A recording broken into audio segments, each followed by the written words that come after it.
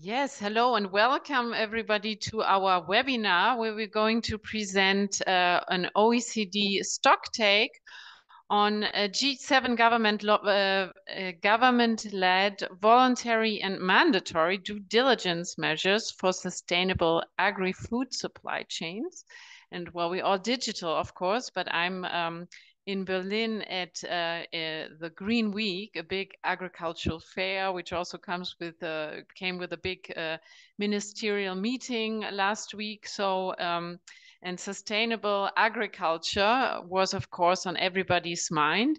So it's very uplifting to see that the G7 are also taking this important subject very seriously. And we have two G7 member representatives here today.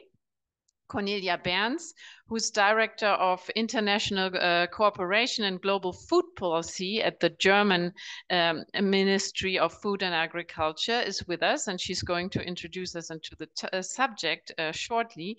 And I also very much welcome Ritsuko Yoneda, who's the Director of Multilateral Affairs at the Ministry of Agriculture, Forestry and Fisheries of Japan. So both ladies will discuss and comment with us today. But without further ado, Cornelia, I had the screen to you, I hand the screen to you, and we are very curious to hear what you're going to have to say. Yes, thank you very much, Nicola Brandt, for your friendly introduction. As mentioned, the German Ministry of Food and Agriculture commissioned the study under the German G7 presidency in 2022.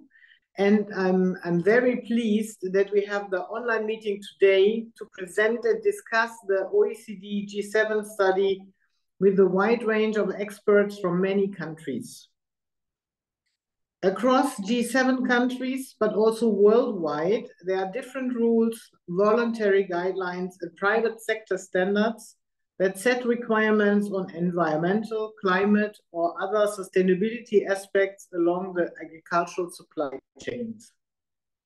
With the OECD G7 study, we wanted to shed light on the multiplicity of different regulations and standards. We wanted to increase transparency and compare the measures, their implementation, as well as their objectives. Such a comparative overview is important because different approaches tend to be challenging for business along the supply chain and can increase trade costs. It is empirically shown that the costs of compliance with standards are a particular burden for small and medium-sized businesses and farmers, especially in developing and transition countries. With the study, we wanted to help identify where governments could work together towards aligned approaches in order to facilitate trade. This does not mean that standards should be diluted or watered down. Standards are very important and indeed needed in order to achieve global environmental and climate goals, as well as commitments to improve human rights in global agri-food supply chains. To me, the G7 study of the OECD is a very good first step for further work on due diligence measures in agri-food supply chains. I hope that further analysis of the OECD or others will build upon these OECD G7 study. Before the presentation of the results, I would like to take the opportunity to thank all the other G7 members, including the EU Commission, for their input and insights about their measures. Many thanks to you, Ritsuko, for contributing to the webinar today. But last but not least, I also thank the OECD team for preparing the study and Sophia Gnish for you presenting the results today. Thank you very much for organizing the webinar, this important topic of due diligence today. I'm now looking forward to the presentation and the discussion we will have afterwards. Yeah, thank you, Cornelia and Sophia. Now, so Sophia already presented some of this work last week here in Berlin, but now this is the official launch in some ways. So it's great that you're able to present this G7-led work and commissioned work. Sophia, the screen is yours. We are very curious to hear what you found out with the support of the G7 countries. Many thanks, and many thanks to Cornelia. It's a great pleasure to be here today. So I'll just share my screen now. And please let me know if you're seeing everything correctly. Before you start, Sophia, I was so excited about our webinar that I forgot to tell our audience that, of course, we will also take your questions later. So feel free, you can type anything you like into the chat, discussion, questions, etc. And we'll make sure after Ritsuko's comment that we will take them up and answer your questions. Great, thanks Nicola for clarifying that. Yes, we're very much, myself and my colleagues are really looking forward to a dynamic discussion after the presentation. So good morning and good afternoon, everyone, depending on where you are in the world. It's great to see so many of you in the audience. My name is Sophia Ganek and I lead the agriculture sector program at OECD's Center for Responsible Business Conduct and was one of the lead authors of the report. Just for convenience, I believe we're posting a link to the report in the Zoom chat. So for those of you who haven't accessed the report yet, it should be available for you there. So quickly to provide a bit of background to the report, the landscape of due diligence related measures emerging around the world is really growing in size and complexity. Governments are increasingly adopting policy measures to promote more responsible business practices, supply chains, and investments in order to align business conduct with policy priorities on sustainable development, including climate change.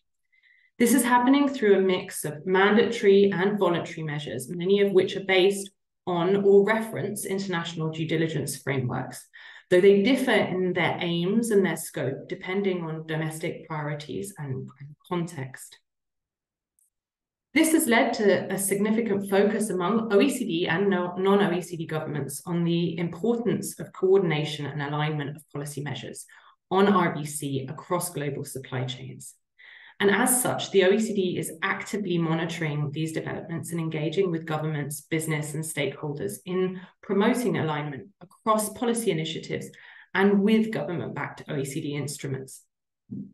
The OECD Ministerial Meeting on Responsible Business Conduct that was held in February of last year really established consensus that governments should enable responsible business conduct through a mix of regulatory and voluntary measures that are aligned with OECD RBC standards. And it resulted in a number of instruments to support this.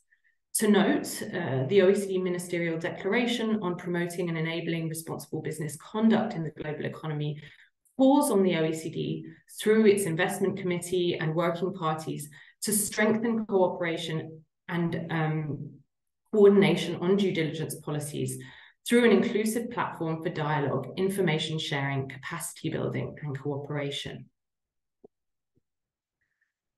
So in line with this and under the German G7 presidency and consistent with ongoing efforts of the G7 to address environmental and social risks stemming from global agricultural supply chains, the OECD compiled a selective inventory and a comparative overview of voluntary and mandatory government due diligence measures that were associated with the G7 countries and the European Union, with a focus on those impacting agricultural supply chains. The overall purpose of the review was to create a basis for G7 countries and policymakers to identify common elements across G7 members' policy measures, with a view to strengthening, where possible, the quality and coherence of measures. So given the broad landscape of government measures addressing the agricultural sector, an important first step for us was to refine down the type of measures we were looking at based on the objectives of the paper. We selected measures based on two criteria. Firstly, the measure must be led or formally supported by a G7 government and/or the EU. and this eliminated all industry or private-led schemes or initiatives. Secondly, the initiative had to have a due diligence component. So, for example, a conduct or a disclosure expectation related to RBC due diligence. Now, this excluded all technical standards, laws, certifications, for example, on food safety, pesticides, chemicals, etc., that don't have a due diligence component to them.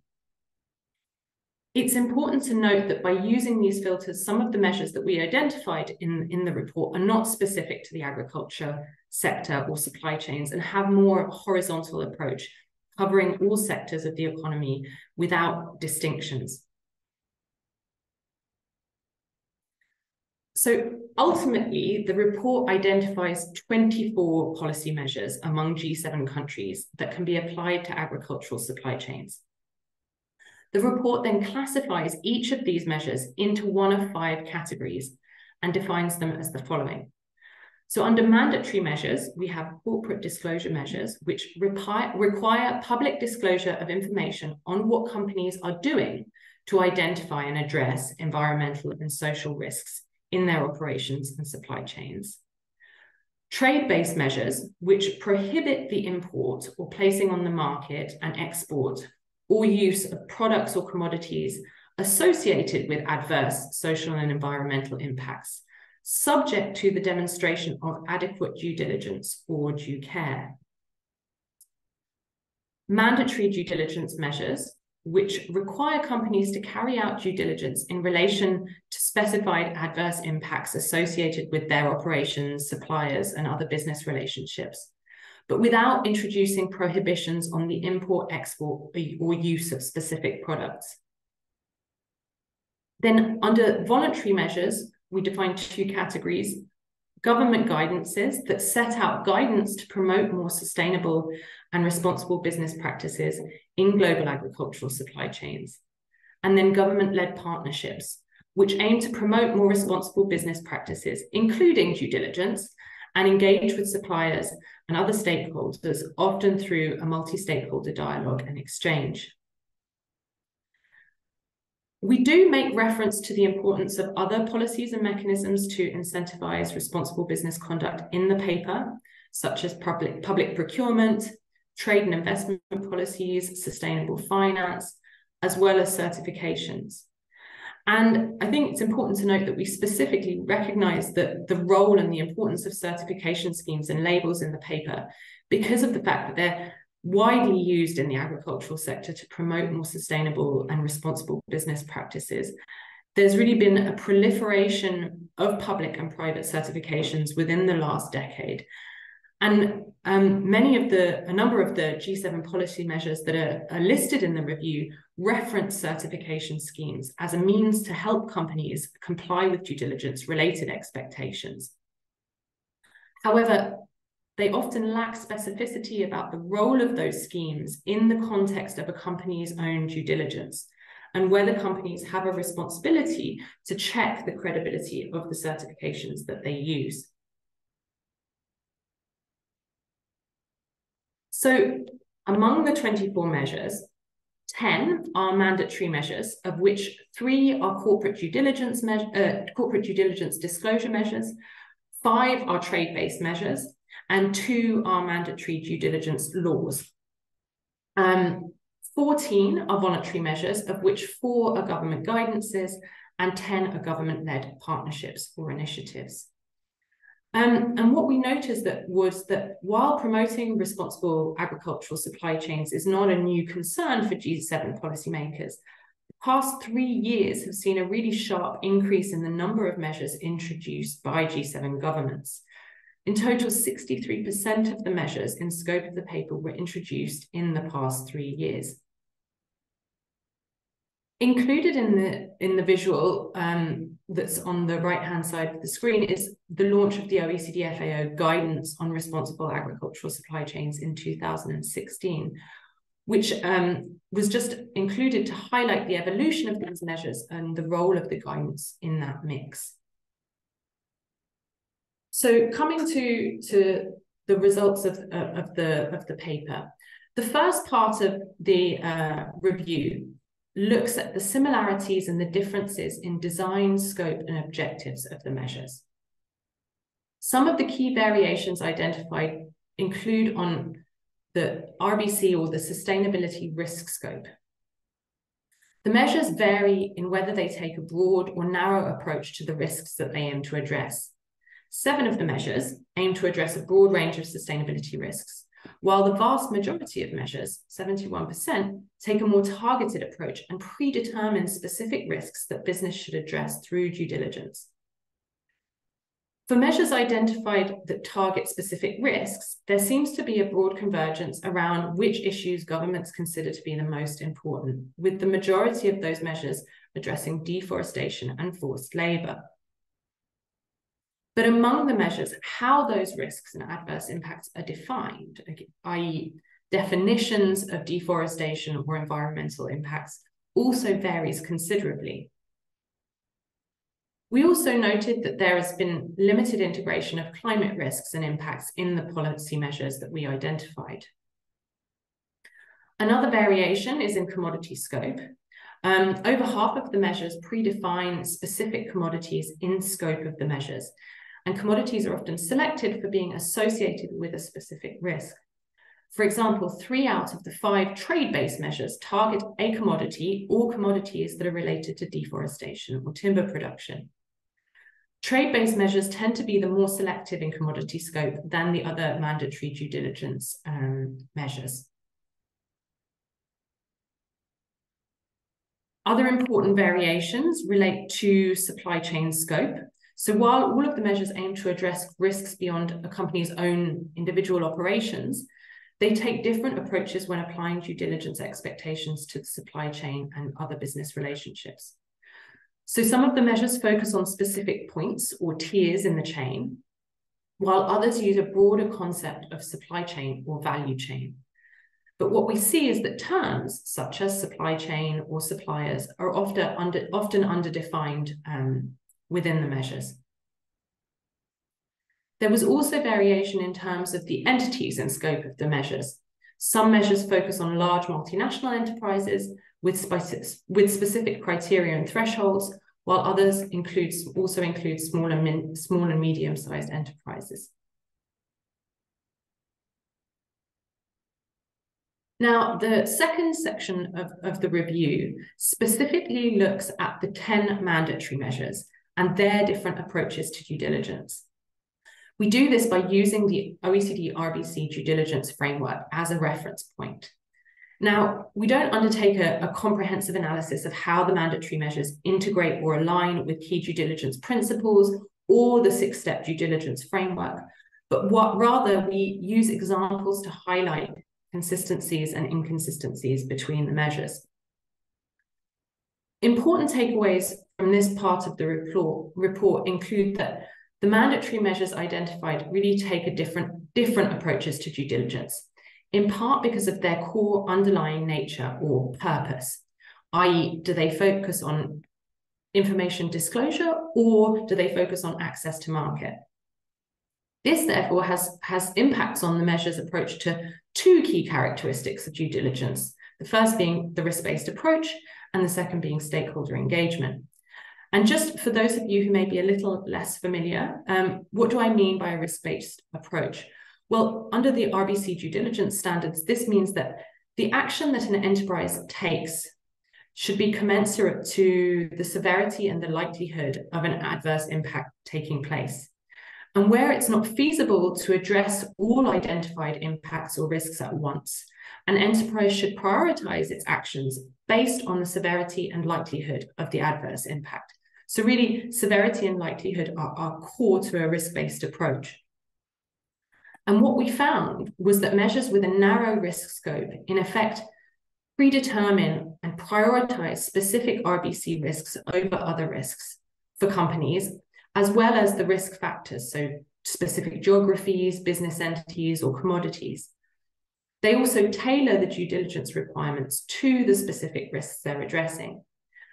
And as such, they may not always incorporate or take into account other risks in those supply chains. The measures also vary in the extent to which they list or includes severity and likelihood as criteria to inform due diligence and prioritization decisions. In terms of stakeholder engagement, both of the mandatory due diligence measures have a direct stakeholder engagement expectations embedded in them, but they differ in terms of the emphasis and level of detail on that. The corporate reporting and trade-based measures tend to include limited detail on stakeholder engagement, though some of this may be addressed in the accompanying guidance that comes with those measures. But also, stakeholders do not tend to be very clearly defined in a lot of the measures that we looked at. We also found that publication and disclosure of due diligence processes is the most common feature shared by the mandatory measures, with 8 out of 10 measures mandating businesses to report publicly on their due diligence measures. However, the format of disclosure and the information that businesses are required to disclose varies significantly between the measures. There are also considerable variation in approaches to enforcement in terms of the authorities that are responsible for enforcement, as well as the penalties and sanction regimes associated.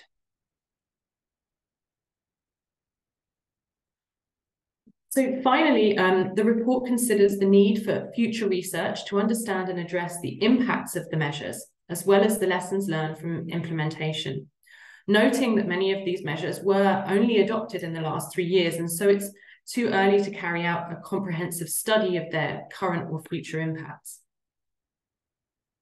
Going forward, the report recommends to foster greater policy coherence around internationally recognized standards on RBC, and can help to promote greater predictability and effectiveness of due diligence for companies and their suppliers in agricultural supply chains. It's important to acknowledge that no one-size-fits-all approach to a smart mix of measures exists across countries, which highlights the need for an interoperable approach based on international standards. International standards on due diligence can also help to ensure that policy expectations are designed in a way that avoids unintended outcomes, such as de-risking and disengagement from higher risk suppliers and geographies, or companies pushing costs and requirements onto upstream suppliers.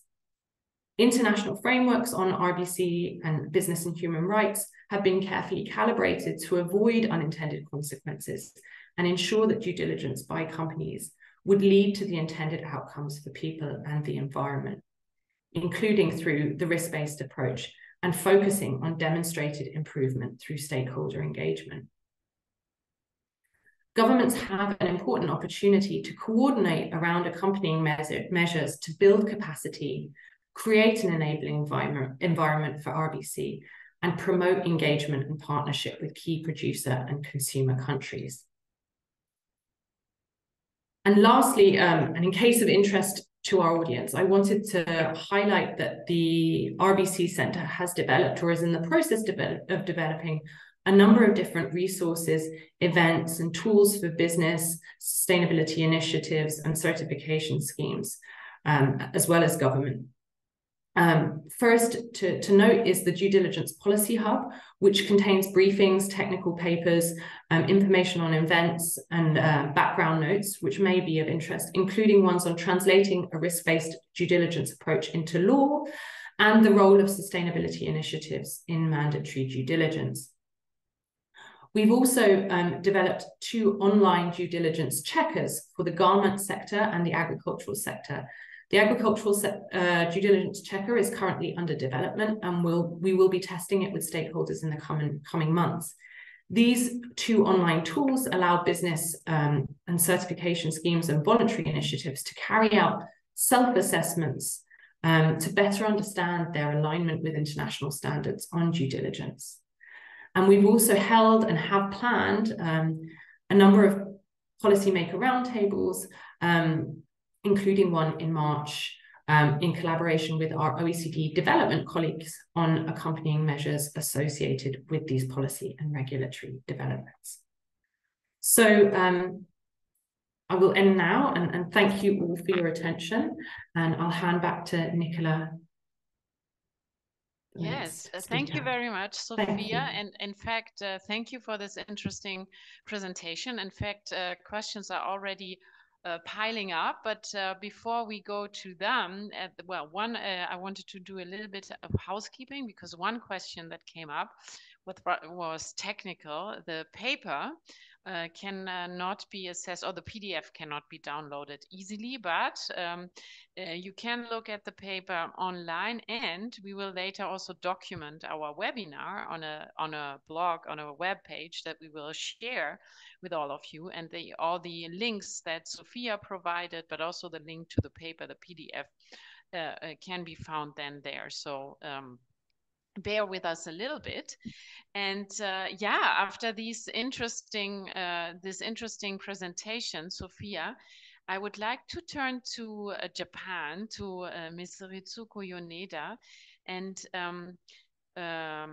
you were, of course, last year in your presidency, the G7 presidency, very much involved in the making of this paper. You contributed, you commented on it. So it would be very interesting to hear from you. What are the most important findings of this work, and where can the G7 go from now to build on this? Thank you, Nicola. And first of all, I really appreciate the effort and appreciate the opportunity giving me today for they have a comment on this and important work. And good afternoon, good morning, good evening from depending who you are. And actually, it's good evening from Tokyo. And I'm Ritsuko Yoneda, and as introduced, and I'm the director for multilateral issues covering both OECD and G7.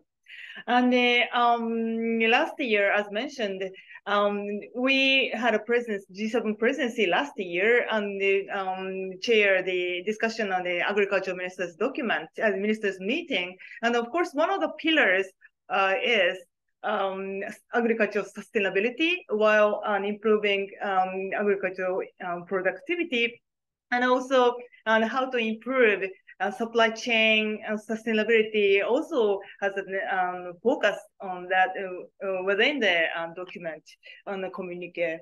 And I would like to quote the paragraph of that communique quote. We recognize that there are different rules, voluntary guidelines, and private sector standards addressing responsible and sustainable agriculture supply chains, and the need for coherent understanding and complementary approaches while recognizing different national circumstances. This is an agreement made last year and with all the G7 ministers of agriculture. So I really think that this document launched now and today is really represents the idea and what we have agreed in the last year. Talking about the most significant findings on this paper, I would like to point out three issues. Now, firstly, I recognize that how important it is to improve transparency of the what each country is doing now. Recently, I had a discussion with some private sectors who is dealing with commodities, and I feel like how much the purpose of the measures are really in the right direction. And if the measures are not, doesn't have any transparency, and it raises concern among stakeholders. And so in that sense, and I really think that this type of compendium is really useful. And I understand this is the primary purpose of the German presidency the previous year, led by Cornelia. And secondly, and this report well emphasizes that many countries are taking mandatory and voluntary measures in a mixed manner. And the document says 10 out of 24 measures are mandatory, the rest of those are voluntary. And Japan considered that, and in this type of policy action, and sometimes regulation is better. There's sometimes voluntary measures is better. It depends on the national circumstances in the social or economic situation. And also, it's in line with the idea of there is no one size fits all in the agricultural or food system transformation. And thirdly, this is really eye-opening that this report and describe that there's a risk of unintended consequences if we too much rush for implementing measures. This is really important, but as far as I understand, this report is the first report which touching upon this unintended consequences, and in particular, a risk of disengaged from smaller suppliers or farmers. Maybe we might need some flexibility in implementing due diligence measures in promoting sustainability smoothly. And recently, I had a chance to discuss on this issue with some coffee companies. They said that there's a risk of like companies will prefer to source materials from well-organized producing area and where documents are well prepared.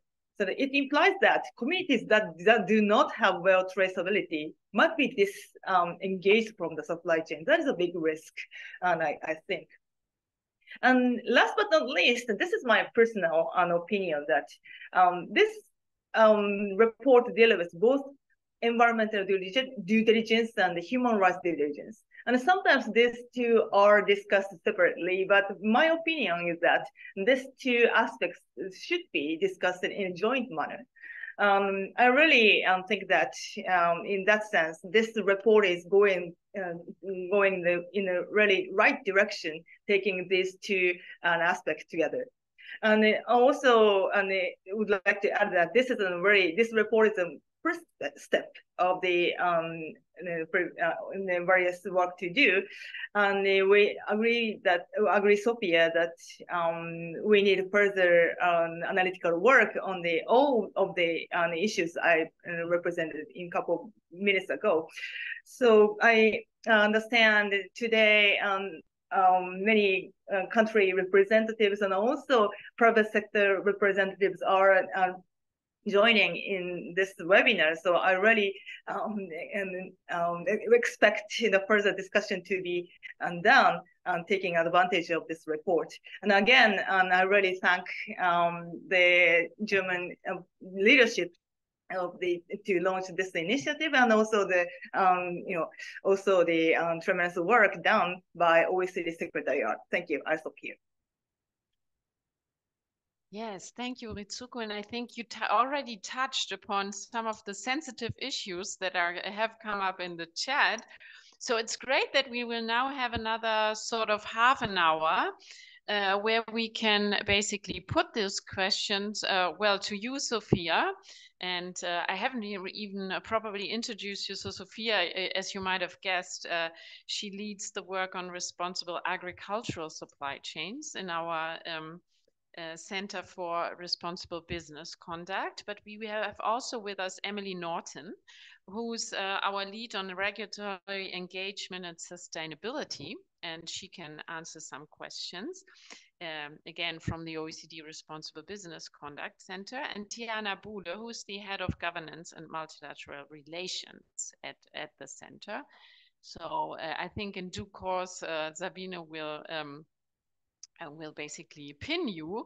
But I think, Sabine, we can also keep, I hope Cornelia Berns and Ritsuko Yoneda will be happy to also be pinned, and then they can jump in, of course, because obviously they're the G7 leaders, experts, basically, and they can jump in and answer to some of those questions. And I will let you decide, Tiana, Sophia, and Emily, who takes the questions. So, I mean, the one question, of course, that came up that Ritsuko touched upon already was, well, what's the impact on, in particular, small producers in let's say the global south, in countries that have not initiated these due diligence schemes. So isn't there a danger for them that they won't be able to comply, that then they won't be able to take part in these supply chains? What's the evidence that you have there about that, and what's the advice that you can give based on your work? Thanks, Nicola. Shall I jump in, team? Yes, please, Emily. Others feel free to dive in as well. No, thank you, and really important questions I've seen also in the chat. and of course heard from Japan as well. And thank you also for the invitation to speak today. Maybe just to say, I mean, it's a big topic. I think for the purposes of the report, as Sophia said, we felt it's actually too early. I mean, a lot of this legislation, we're really in quite a nascent space in terms of RBC legislation more broadly. It is early to sort of second guess what the impact of the legislation is going to be. But there's a number of areas I'd highlight. I mean, number one, a huge focus of our technical inputs in terms of policy design and regulation at the moment is exactly on this topic. So that the design of laws is so critical, of course, in terms of mitigating and avoiding the types of negative consequences that people are talking about. I mean, one example there is really just the measures that at times can focus very, very heavily on supplier verification against codes of compliance, sort of top-down approaches to looking at how suppliers are doing their due diligence, and measures that ultimately end up pushing costs upstream. And that's a big concern for us, as are very strict approaches in the design of the law, where you might have very strict approaches to disengagement, and that's been a big topic in the context of this corporate sustainability due diligence directive in the EU, but very strict approaches for companies, either on something like disengagement, but also in terms of how they interact with suppliers and how they use their leverage, how they prevent and mitigate risks, very, very sort of prescriptive measures. All of these can have impacts on how those companies under the law are then going to engage with their suppliers, and whether they will decide that actually they might cut and run, if depending on how those measures are designed. They might be incentivized to cut and run it, depending on how those measures are designed. So just to say really that has been a big focus. We're in a sort of, the last few years has been a big push in terms of, particularly in the EU, of course, of trying to design these laws in a way that does not incentivize cut and run approaches, does not incentivize pushing the costs to the upstream producers. And the next phase is going to be on the implementation of what's happening in practice. And that's why we actually have a 5-year project starting now, funded by the EU, DG IMPA, where the unintended consequences of emerging legislation is a key focus, particularly on SMEs, particularly relating to EU partner countries. And we have a new M&E team. Again, a big focus of the 5-year project is going to be on developing a monitoring and evaluation methodology to much better understand the impact, much better understand these sorts of consequences and the risks that are involved. So that's really sort of a very live area for us at the moment, as is actually all of the sort of accompanying measures that are needed around this. So sort of separate from the design of the law, the accompanying measures piece, of course, absolutely critical. And Sophia already mentioned we have a roundtable coming up in March that will address that very specifically. It's also part of this 5-year project, where we're looking at a big piece on capacity building with partner countries, SMEs in partner countries as well, initiatives, other stakeholders. And so for us, that's going to be a big focus. But maybe just to say, yeah, there's sort of all these different areas, and I think it's going to be a very interesting period. But in many ways it's early. Perhaps also just to say, I mean, there have been studies, of course, on the costs and the expected costs of due diligence. There's quite a few flying around. The European Commission, of course, did cost studies in the context of its cross-sectoral due diligence law as well. What we do see, though, that these very significantly in terms of how due diligence is defined. There's a lot of variety also in terms of where the costs sit at which phase, but overall there does seem to be a trend that the costs up front can be there, but once the upfront costs have been accounted for, then actually there's a lower cost over time, if you like. And I think actually some of the studies on the benefits in building resilience, in building absorbing future supply chain shocks as well, that actually the OECD has also put out in 2020 and 2022. There's some really strong studies also that need to be done. And again, we'll be looking at this in the M&E work around the benefits of these approaches as well. Thanks, Emily. building on this, and you can answer, or again, colleagues. So one question was from Ryan Kasemi asked, can we note differences in measures with EUDR? I'm not even sure what that is, but maybe you know, you're the experts. It's the directive for... So yeah, maybe I can jump in on this one. And thank you, Ryan. He's referring to the European deforestation regulation, so which is getting a lot of attention, particularly in the agricultural space, because of the potential impacts that it will have on producing countries, in particular smallholder farmers. The EUDR is one of the measures that we do look at within the report. So Ryan, there is a kind of more detail within the report and within the annexes on how the EUDR kind of relates to the other measures that we look at. But yes, I mean, some of the key things that we can pick out there is the narrower risk scope, the narrower commodity focus, the emphasis on traceability, and the challenges that presents. The timeline that has been placed on meeting the expectations under this regulation, when we're talking about a kind of risk-based and progressive approach, this very kind of quick implementation of the EUDR presents a challenge. Emily said, you know, it's early days for a lot of these measures. A lot of them have only been introduced in the past 3 years, but the impacts are going to be felt quite immediately on producers. And I think one of the things to note is, I mean, a primary concern is on the impacts on producers, but the concern should also be on how effective these measures are in delivering what they're designed to deliver, so on reducing deforestation. And one of the major concerns is that depending on the design of the measure, will it incentivize cut and run, or the shifting and reorganizing of supply chains?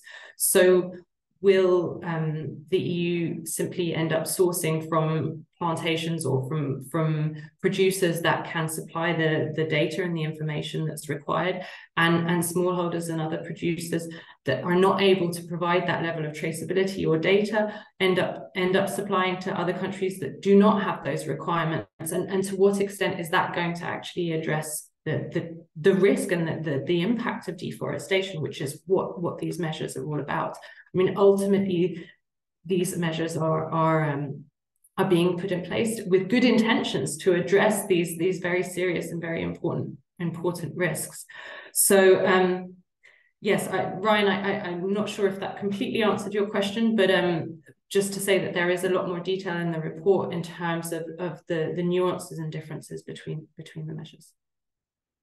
Thank you, Sophia. And I think at this point, I would like to, if I may, bring in Cornelia and Ritsuko a little bit, because what I'm, you know, obviously that's the big question, how, and Ritsuko, you already said it, pointed it out, you know, this danger that only the suppliers that can document well will be able to stay or get into supply chains, and obviously that's the concern that also dominates in the chat. So I was wondering, in your G7 debates and in your work building on the stock take that Sophia presented, where are you? Are you more thinking about these issues conceptually, or are you planning a dialogue with small producers from the global south, or any concrete ideas how to deal with this important challenge when it comes to due diligence in the G7 group at this point that you can share? Sophia, do you want to come in, or shall I answer that? Or do you want to say this? I think this is going to Cornelia and Ritsuko. Oh, sorry. Actually. Yeah. Sorry. If they want to, of course. Yeah. Yeah, sure. Okay. I'm going first. We, of course, and G7 countries taking this issue seriously, and we understand how difficult it is, how costly it is, and this is recent change shown in the agricultural field that we see that many private sectors are eager to invest in a small community in developing countries. This is not only for their business interest, but also they really want for their heart to improve their sustainability in developing countries. But in many cases, in the companies in developed countries like Japanese companies are don't know how to have a connection with the communities in developing countries. Mm-hmm. So in that we noticed that, especially Japan noticed that this issue, and they taking the opportunity of the last year G7 Agricultural Ministers meeting, Japan as a presidency set up an initiative to set a international organization in Rome, the IFAD, as a mediator to connect developing countries, small communities, and developed countries, large companies who are eager to invest in those communities. Mm-hmm. So that's kind of public and private and international cooperation is a recent change, and what we are doing and moving forward at this moment. I'll stop here. Thank you. Maybe Cornelia has some opinion on that. Yeah, but that's already great to hear that you're very practically, Japanese companies and G7 companies can get to know their suppliers, and you're already working on that. But Cornelia, do you have other thoughts or reflections on that? Yes, thank you very much. I mean, we have to see that that we have on due diligence measures at the moment is maybe the end of a lot of discussions with producer countries, with their governments, with stakeholders, with our businesses. And there have been a lot of voluntary measures before, so that some issues evolved over time. And the regulations, for example, on deforestation-free products of the European Union is more or less the end phase of these discussions. So even though it is now implemented quite quickly, it is not coming out of the blue, to say that. And we are still in discussion with all the stakeholders about what are the problems of implementation, and the directive itself is also always be part of our talks with the countries involved to have to apply this regulation now. And we hope that the governments of these partner countries react to this by implementing laws which make sure about the issue about deforestation, so that the business chain can rely on these national regulations and monitoring we have there. So it's too early to have really measures about the implementation, but we hope with all these things and a lot of work together with the governments that things will evolve over time and in a good direction. So we had these discussions already about de-risking and things, so that we want to make sure that this doesn't happen. Thank you.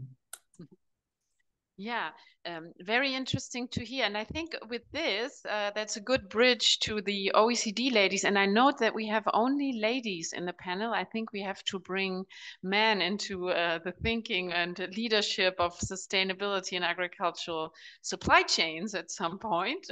I don't know what it takes. But there were other points. So with these points, but also others that came from the chat. So we were talking about, it sounds as if you need a multilateral organization, or perhaps several of them, to establish the dialogue between small-scale producers in particular in the global south, perhaps, but also in other countries, I'm sure, and those big companies often that are sourcing from the agricultural supply chains.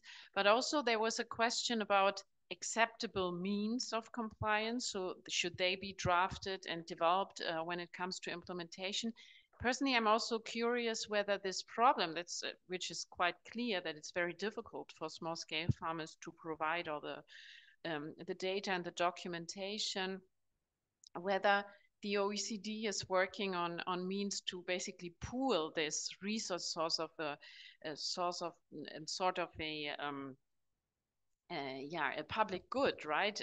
Collecting data on sustainability in small scale producing companies.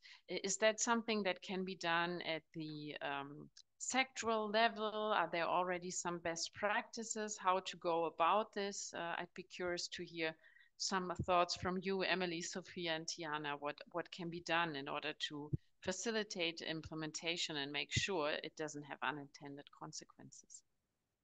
Yeah, thank you.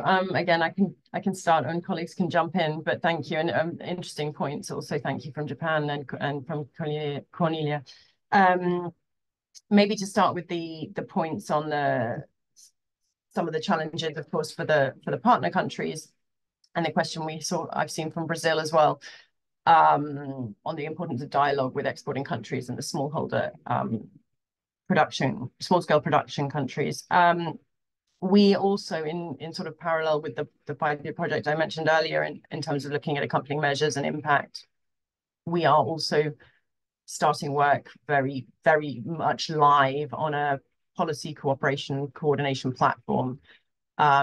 We had a recent, as Sophia might have mentioned, well, you did mention earlier, the ministerial declaration that we had in February.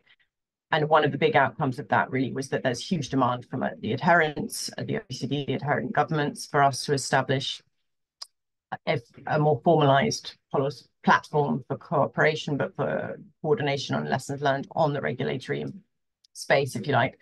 And I think whilst that's very much being sort of thought through now in a really practical way, there's a clear demand and a clear goal that this is going to be very, very much an opportunity to dialogue with partner countries, with adherents from the global south, from producing countries, but also non-adherents.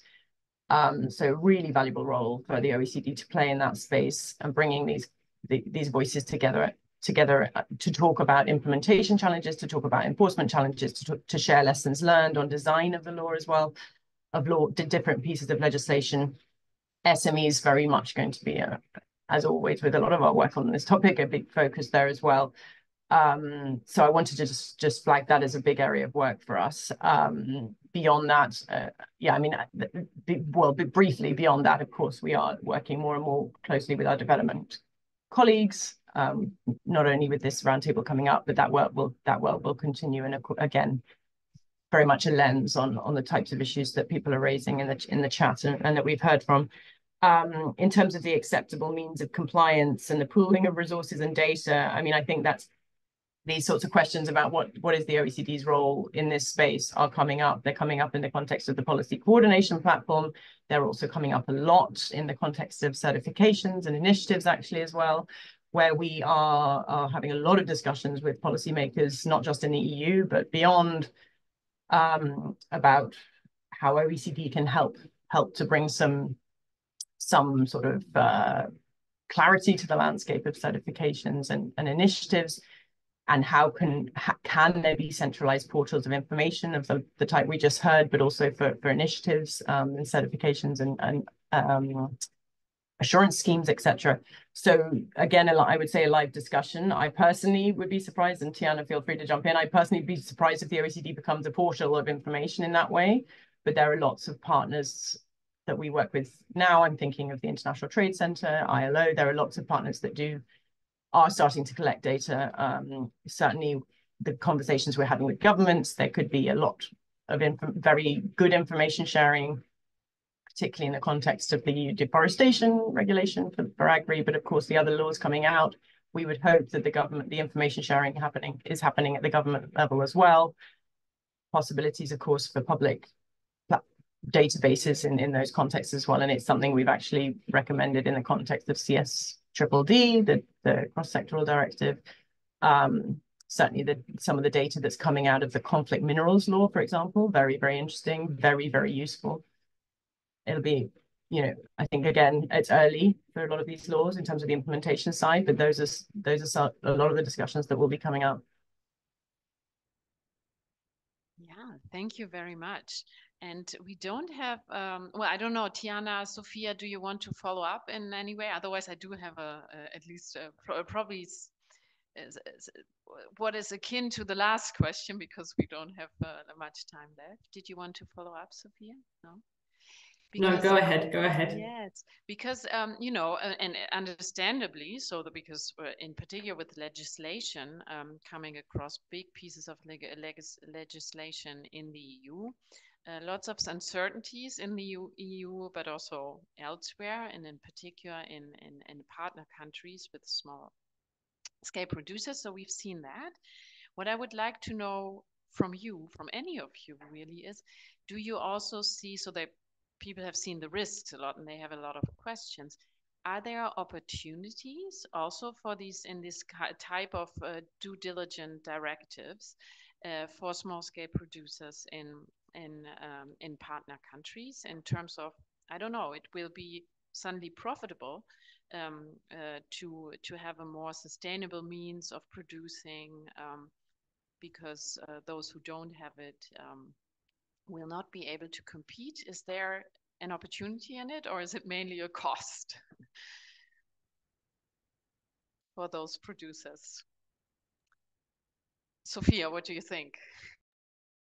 Yeah, I don't know, just noting colleagues shooting me messages about this, but no, I think there is an opportunity, and I think there has always been an opportunity, particularly in, I mean, I've worked for many years in the agricultural space, and sustainable agricultural production, good agricultural practices have always been an opportunity for smallholder farmers, an opportunity to gain access to markets, to improve their yields, to create greater resilience within their, you know, within their operations. There has always been, you know, but potential benefits there, however, there, I think, as Emily kind of mentioned earlier, there are investment costs, there are startup costs, there is a need for access to information, there's a need in many cases for access to finance, for access to certain resources, good agricultural, high quality agricultural inputs. There is, it is a process that, and there is an investment required. So I think in that sense, absolutely, there are benefits, there are positives to this, but it very much depends on how it's rolled out, and the kind of supports that these producers get, the framework that's available around them to enable them, the enabling framework around them to meet these expectations and to further improve their practices. And I think that's really, I mean, when Emily talks about kind of how these are rolled out and what's next and enabling measures, that's what we're talking about, and what that looks like on the ground. And it's challenging because we're talking at a huge scale, we're talking millions of smallholder farmers, we're talking high levels of investment. So it is a challenge, and it's going to require a coordinated approach, not just among G7 countries, but as we've talked about, among the governments of producer countries from the global south. Yeah, and I'll stop there and hand over to colleagues. Thanks, Sophia. No, I mean, I might just jump in quickly as well to sort of just sitting back as well on this discussion. You know, ultimately the definition, if you like, of due diligence is being pulled in all sorts of different directions. And I think there's a risk there, of course. There's a risk, not least for the international standard holders at the OECD. There's a risk for the people on the ground. There's a risk for the certifications and initiatives that are trying to promote best practice. And there's a big responsibility, arguably, on international organizations, on the governments, on civil society, to really try to harmonize understandings of where this is going, try to harmonize implementation of where this is all going, because ultimately due diligence, as it's meant to be, and yes, there are huge challenges in translating it into law, but as it's meant to be, and in our view, as it could be designed into law in a way that it's a tool for engagement. It's a tool to make sure that the buyers, the commodity traders, are proactively understanding, proactively engaging, not just doing 3-year audits against a static code of conduct, but actually really proactively understanding the problems on the ground and supporting. And that's where this concept of leverage is so fundamental in our standard. It's often misunderstood. It's often mistranslated as top down, but actually it's really about engaging the business, the buyers and the traders, etc., further downstream into supporting and incentivizing improvements at the producer level, where the risks, of course, in some supply chains we're talking about manufacturing, etc., depending on where the risks are. And ultimately that's about prevention, that's about remediation, that's about outcomes. And so there's this discussion all the time about due diligence of means versus the outcomes. It's both. And so benefits on the ground, really, again, it comes back to making sure that we sort of retain this core meaning of what due diligence is and what it's supposed to achieve. Yeah, thanks, Emily. And we are coming really to the end of our time. I do want to pick up on one remark that comes from that just came in from the chat from Daniel Kido Mira, who says that, and I think that's an interesting point. He said those producers who have to comply with voluntary or mandatory guidelines, they need some support in order to access attractive niche markets in the markets, right? They don't just want to bear the cost and then sell for the same price. They really want to upgrade in some ways their productions and their opportunities. And well, what I've taken away from this discussion, so it's really work that just starts at the G7. So thanks also Cornelia Ritsuko for commissioning and enabling this. It's work that starts in the G7 group. It's work that that requires engagement with other partners, which also starts at the moment. It requires data and also tools in order to implement this effectively. But if that is done, then of course it does carry a lot of opportunities in addition to the costs, with better engagement with your supply chain, more sustainability. And yeah, I think all of you here on the screen have a lot of work to do. Thank you also to the audience for challenging us with your questions. And I'm looking forward to the continued work. Do feel free to reach out to OECD colleagues if you have questions, and we will send around a link to the blog, which also has the recording and some further material that you can delve into then. Thank you very much, Cornelia Ritsuko, Sophia, Tiana, and Emily, and everybody from the audience, and have a wonderful day.